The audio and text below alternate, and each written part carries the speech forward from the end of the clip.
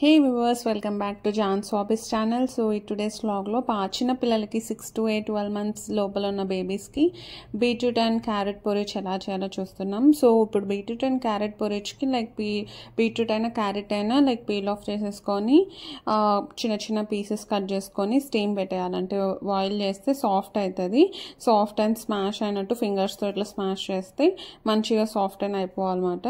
Beetroot అయినా carrot అయినా మంచి vitamins, minerals, iron, antioxidants అన్ని ఫుల్ అయ్యి న్యూట్రియంట్ ఫుడ్ మాట. అందుకని మనం పిల్లలకి పెడితే ఇమ్యూనిటీ పవర్ అండ్ బ్రెయిన్ డెవలప్మెంట్కి కానీ వెయిట్ గెయిన్కి అన్నిటికీ యూజ్ అవుతుంది.